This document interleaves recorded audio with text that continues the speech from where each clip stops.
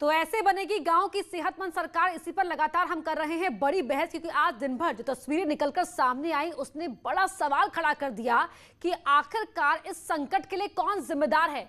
कब तक सरकार हर चौराहे पर खड़ी होकर, हर मोड़ पर खड़ी होकर ये आदेश दे या इन आदेशों को इम्प्लीमेंट करवाए कि देखिए कोरोना का संकट है, हम सबकी अपनी जिम्मेदारी है। लेकिन यहाँ हर कोई अपनी जिम्मेदारी से पल्ला झाड़ रहा है। पक्ष विपक्ष पर, विपक्ष पक्ष पर, सब एक दूसरे पर आरोप प्रत्यारोप लगा रहे हैं और इसी पर हम कर रहे हैं बड़ी बहस। हमारे साथ लगातार एक खास गेस्ट पैनल जुड़ा हुआ है। बीजेपी के प्रवक्ता हैं हरीश श्रीवास्तव जी जुड़े हुए हैं, कांग्रेस की प्रवक्ता हैं शुचि विश्वास जी हमारे साथ जुड़ी हुई हैं, और साथ ही पूर्व आईपीएस है राजेश राय जी, एसपी समर्थक है प्रोफेसर धर्मेंद्र यादव जी, और पूर्व जॉइंट डायरेक्टर हैं ईसी के एम अमीन साहब, वो भी लगातार जुड़े हुए हैं। यहाँ पर शुचि जी, जो तस्वीरें हमने दिन भर देखी, क्या वाकई राजनीतिक दलों के लिए ये मुमकिन नहीं हो पाता है कि वो अपने कार्यकर्ताओं को ये संदेश दे पाने में सक्षम रहें कि देखिए ये संकट बहुत बड़ा है, अनावश्यक भीड़ को इकट्ठा ना करें? चुनाव आयोग और सरकार भी हो सकते थे। मैं शोक व्यक्त करती हूँ उन 765 शिक्षकों की मृत्यु पर जो इस अव्यवस्था का शिकार हुए। और दूसरा, ये समाज और नागरिक दोनों की सामूहिक जिम्मेदारी है। मैं बिल्कुल इसके लिए आरोप प्रत्यारोप की राजनीति करना नहीं चाहती। दूसरा, आपकी अभी वैश्विक परिदृश्य पे बात हुई, मेरे कहने का तात्पर्य सिर्फ इतना था कि विगत 1 वर्ष से जब सरकार को इसे प्रायोरिटाइज करना चाहिए था, तब तो नमस्ते ट्रंप किया, मध्य प्रदेश गवर्नमेंट टॉपल किया। विगत 1 वर्ष जब तैयारी करनी थी, तब सरकार का फोकस सेंट्रल विस्टा रहा। सरकार बीमारी को कम्युनलाइज कर रही थी, उससे भी सबक नहीं लिया। अभी आपने कुंभ और रैली में स्थितियां देखी, और इसके सबसे इम्पोर्टेंट, 1 महीने पहले तक ओवरऑल कोविड के सिनेरियो में कौन कितना दोषी रहा उस पर आज हम बात नहीं कर रहे हैं ना। हम बात कर रहे हैं कि आज जो तस्वीरें हमें देखने को मिली उसके लिए जिम्मेदार कौन है। अगर आपको लगता है कि सरकार जिम्मेदार है तो जवाब दीजिए। देखिए, सरकार अपनी जिम्मेदारियों से पल्ला नहीं झाड़ सकती। मैं विपक्ष को प्रश्न करना मेरा ठीक है। दायित्व है। हरीश जी, आप अपनी जिम्मेदारियों से, आपकी सरकार पल्ला नहीं झाड़ सकती है, कांग्रेस कह रही है, यानी कि इनके समर्थकों ने कोविड प्रोटोकॉल का पूरा पालन किया, आपके समर्थकों ने नहीं किया। देखिए, मैं इस दृष्टि से उसको डिवाइड नहीं करता हूं, लेकिन मैं ये जो सरकार की जिम्मेदारी है, नैतिक रूप से सरकार उसको पूरी तरह से पूर्ण करती है। लेकिन जैसा पहले मैंने कहा कि हम सबका अपना अपना दायित्व है, हम सबके अपने नागरिक कर्तव्य हैं। हम वो जो पंचायत के काउंटिंग स्थल पर जो लोग जमा हो रहे हैं और जो कोविड प्रोटोकॉल का उल्लंघन कर रहे हैं, उनको हम भाजपा, कांग्रेस या सपा या अन्य दलों में बांट के नहीं देख रहे हैं। मैं एक नागरिक के रूप में मैं इन सब लोगों को, ये हम सब अपनी जिम्मेदारी का उल्लंघन कर रहे हैं, और निश्चित रूप से अगर कहीं किसी तरह से इस प्रोटोकॉल का उल्लंघन हुआ है तो चुनाव आयोग कहीं क्या हरीश जी, कहीं क्या, जो राज्य लखनऊ से लेके आप अलग अलग जिलों की तस्वीरें देख लीजिए, ऑलमोस्ट हर जगह ही हुआ है उल्लंघन कोविड प्रोटोकॉल का। अपर्णा जी, चूंकि हर जगह मैं नहीं देख सका, इसलिए मैं ये बात कह रहा हूं कि जहां भी इसका उल्लंघन हुआ है, राज्य निर्वाचन आयोग ने जिन अधिकारियों के ऊपर इसकी जिम्मेदारी सौंपी थी, नैतिक रूप से वो जिम्मेदार है। बस मेरा एक कहना जरूर है, चाहे सुची जी हो, चाहे धर्मेंद्र यादव जी हो या बाकी अन्य लोग, पुलिस और स्थानीय प्रशासन जब दंडात्मक कार्रवाई करता है तो दूसरे तरह के सवाल सभी खड़े करते हैं। तब ये कहा जाता है कि सरकार तानाशाह हो गई, सरकार निरंकुश हो गई, सरकार का क्रूर प्रहार है, तब इस तरह की बातें कही जाने लगती है। निश्चित रूप से कहीं न कहीं हम सब ने अपनी जिम्मेदारी का निर्वहन नहीं किया है, और या ये कहिए कि हमारा प्रशिक्षण, राजनीतिक दल अगर हम देखें तो हमारा प्रशिक्षण, जो हमारे पार्टी के कार्यकर्ता हैं, जो समर्थक हैं, उनका प्रबोधन इस तरह से नहीं है कि जो आज ये महामारी जिस तरह से इसकी भयावहता है, हम उसको समझ करके उस अनुशासन का पालन कर सकते। ठीक है धर्मेंद्र तो जी, मुझे जो लगता है कि सरकार अगर सख्ती दिखाए तो भी सवाल उठा देते हैं आप लोग। ये 1 मिनट में एक बात और मैं कह दूं, मैडम मैं बता रहा हूँ, इतनी सारी एक्सरसाइज हरीश जी को अपनी बात कंप्लीट करने देते हैं। अगर जो राज्य निर्वाचन आयोग है, इसका मतलब, हरीश जी बात कंप्लीट कर लीजिए सर। राज्य निर्वाचन, मैंने कहा कि सुची जी ने और धर्मेंद्र जी ने बहुत सारे सवालात खड़े किए, ठीक है, विपक्ष में है, विपक्ष का काम है सवाल करना, वो सवाल करें, लेकिन अगर वो सकारात्मक सवाल करेंगे तो शायद ज्यादा उसका पॉजिटिव प्रभाव पड़ेगा। बहुत सारी चीजें सवाल जो उन्होंने सरकार पर के प्रति इसको भी देखना चाहिए कि आज हालात क्या हो गई है। ऑक्सीजन, लोग ये समझ रहे हैं कि ऑक्सीजन सिलेंडर की क्या कीमत, क्या महत्व है, लेकिन दवा लोग ब्लैक कर रहे हैं, ऑक्सीजन सिलेंडर लोग ब्लैक कर रहे हैं, प्राइवेट अस्पतालों में बेड के सौदे हो रहे हैं। ये हमारी नैतिक स्थिति हो गई है। क्या विपक्ष के लोग ये भी सवाल नहीं खड़े कर सकते उन लोगों के प्रति? ऐसी भी खबरें आई हैं कि जो अस्पताल का स्टाफ है वो मरीज के मरने का इंतजार कर रहा है कि उसके नाम पर जो इंजेक्शन आया है वो हम ब्लैक मार्केट कर सके। वाकई इसमें तो हमारी मानवता ही, जो मानवता ही है वही सवालों के घेरे में आ गई है। समय का मैं हरीश जी में आगे बढ़ना चाहूंगी। धर्मेंद्र यादव जी से जवाब ले लेते हैं। धर्मेंद्र जी। मैडम देखिए, एक अनुशासन होता है, एक तानाशाही होती है। तो अनुशासन और तानाशाही को मिला के देखोगे तो बात क्लियर नहीं होगी। इसलिए जो राज्य निर्वाचन आयोग है, प्रदेश सरकार के साथ मिल करके उसको व्यवस्था जो बनानी थी वो नहीं बना पाई। जो आपका राज्य निर्वाचन आयोग है, सुप्रीम कोर्ट में जो हलफनामा दिया उसमें बताया कि हम कोविड नियमों का पालन करवाएंगे। अब आप मुझे बताइए कि राज्य निर्वाचन आयोग ने जो आपके चुनाव हुए उसमें जो कोविड नियमों का पालन नहीं हुआ उस पर कितनी कार्रवाई हुई? सत्ता पक्ष के डर से जो आपका चुनाव आयोग कार्रवाई करने से डर जाता है। अगर वो इस तरह से मैसेज दे देंगे कि हम जो सत्ता पक्ष के लोग उनको कार्रवाई नहीं करेंगे, विपक्ष पे कार्रवाई कर देंगे।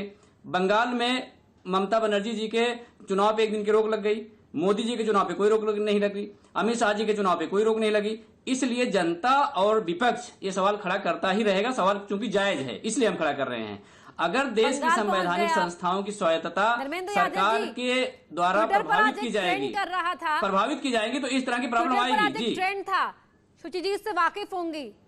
अब्दुल्ला दीवाना, हैशटैग अब्दुल्ला दीवाना, वैसी बात आप यहाँ पर कर रहे हैं। बात हम उत्तर प्रदेश की पंचायत चुनाव की कर रहे हैं, आप बंगाल पहुंच गए। बंगाल में ये क्या चुनाव आयोग ने, बंगाल में ये वो क्या चुनाव आयोग ने। अमीर साहब जी, आप जवाब के लिए चुनाव आयोग की बात हम कर रहे हैं, चुनाव आयोग की जिम्मेदारी की बात कर रहे हैं। मैं चुनाव आयोग की जिम्मेदारी की बात कर रहे हैं, प्रशासन की जिम्मेदारी की बात कर रहे हैं। बंगाल की बात कर रहे हैं। बंगाल के अंदर वो सत्ता पक्ष में थी ममता जी, और वो हमेशा बदनाम करती थी। जब से डे 1 से चुनाव हुआ उसके लिए तब से इन्होंने बदनामी शुरू कर दी थी। लेकिन आज क्या स्थिति है?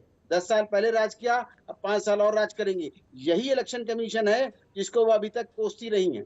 और उन्होंने कहा हम सुप्रीम कोर्ट में जाएंगे, उन्होंने कहा कि हम जो है इसके लिए इसी के अगेंस्ट जाएंगे, और सिक्योरिटी फोर्सेस की बदनामी की। आप क्या बात कर रहे हैं धर्मेंद्र जी? आप समझिए, आप जाना चाहिए उनको, जीतने के बाद, अपनी सत्ता बनाने के बाद जाना चाहिए सुप्रीम कोर्ट में। उन्होंने कहा कि इलेक्शन कमीशन कोविड नियमों का पालन न करवाए। धर्मेंद्र जी, मैं आपको बता दूं, इलेक्शन कमीशन कोविड नियमों का पालन न करवाए। हाँ, सुनिए सर, आप मुझे बताओ कि कोविड नियमों का पालन नहीं हुआ, इस पे चुनाव आयोग ने आप लोगों ने क्या करवाई? आप लोग बेरोजगार हैं, आप लोग चाहते हैं अव्यवस्था फैले, पूरे चुनाव के दौरान इलेक्शन कमीशन गोली चलवाए या कुछ उनको मारे। पिछले 5 दिनों से डिबेट हो रही है और ये कहा जा रहा है कि कोविड नियमों का पालन किया जाएगा, सख्ती से किया जाएगा, सरकार करेगी, इलेक्शन चुनाव कमीशन आयोग जो है करेगा। सत्ता पक्ष के साथ मिला हुआ है।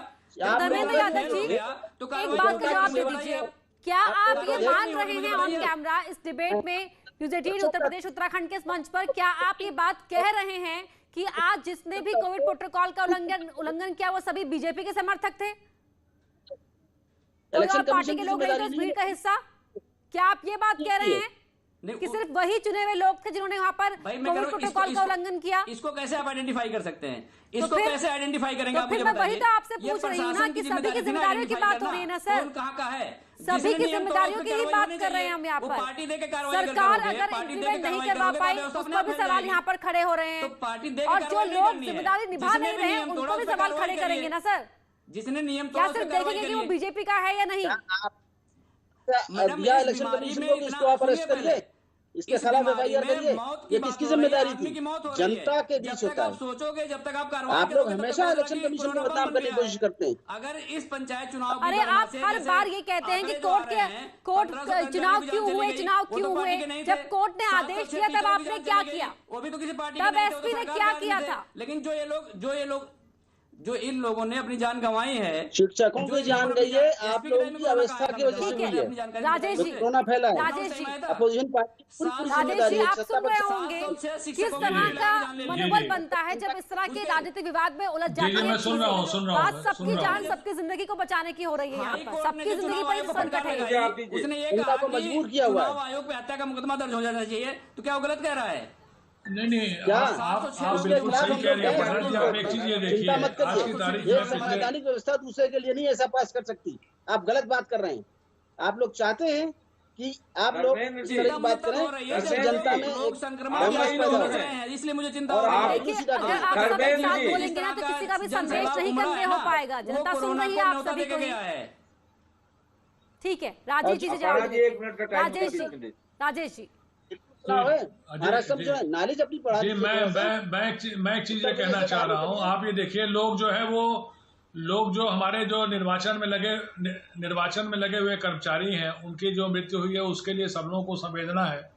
मेरा ये कहना है कि सब लोग अपना जो उनका जो एक विधिक दायित्व है उसका लोग निर्वहन कर रहे हैं। अपना जो उनका जो नौकरी का दायित्व है अपनी जान हथेली पर रख करके वो भी सेवा कर रहे हैं। क्यों? जो नर्सेज हैं, जो डॉक्टर्स हैं, जो पैरामेडिकल स्टाफ है, जो पुलिस वाले हैं, जो IAS अधिकारी जो है वो काल कवलित हो गए, जो तमाम लोग जो इस तरह से कोरोना वॉरियर्स, बैंक के बहुत लोग, तमाम लोग उसमें अफेक्टेड हो गए। ये जितने लोग अफेक्टेड हो रहे हैं तो सब बेचारे अपनी जान हथेली पर लेकर के लोगों की सेवा कर रहे हैं ना। तो वो भी एक जो है विधिक और एक लोकतांत्रिक जो है व्यवस्था थी जिसके अंतर्गत उनकी जिम्मेदारी थी। हाँ, अगर वहां पर किसी ने उनके साथ ये किया हो कि वो कोरोना पॉजिटिव है और उनको भेज दिया हो तो वो क्रिमिनल है। लेकिन अगर कोई गया हुआ है, उसने अपना टेस्ट नहीं कराया, अपनी बात नहीं कराई, पता नहीं किया, वहां जाने के बाद वो संक्रमित हो गया, तो ये तो मतलब एक रिस्क रही है हमेशा, जो इन सर्विसेज में लोगों के पास रही है। लोग करते हैं, हम घर बैठे रिटायर्ड हैं, हमारे पास वो रिस्क नहीं है, मैं घर से बाहर नहीं निकल रहा हूं। तो ये जिम्मेदारी तो हमारी अपनी बनती है ना कि हम अपने को बचाएं, हम दूसरे को भी बचाएं, अपने को बचाएं। ये जिम्मेदारी केवल शासन हमको देगा। हम जाकर के जो है ट्रेन के नीचे लेट जाएं और हम कह साथ देखिए ट्रेन हमको काट गई और क्या कहते हैं प्रशासन ने हमको नहीं बचाया। हमारी अपनी जिम्मेदारी है, लोगों की अपनी जिम्मेदारी है। लोग इस चुनाव में लोगों ने महाराष्ट्र से, दिल्ली से, पंजाब से, कहां से लोगों को, अपने जो रिश्तेदार थे उनको पैसे दे करके बुलवाया। मैंने जैसा पता लगा चुनाव में वोट दिलवाने के लिए, वो लोग ट्रेन से आए, बसों से आए और आने के बाद जगह जगह लोग इन्फेक्टेड हो गए। अब जिनके घरों में मैंने तो मेरी नजर में कई इस तरह की खबरें आई जिसमें जो प्रधान पद के प्रत्याशी हैं उनकी मृत्यु हो गई बेचारों की, परिवार में लोगों को कोरोना हो गया। तो ये तो स्थिति है और इस स्थिति में केवल इसको सरकार को कोसने से काम नहीं चलेगा पटना जी।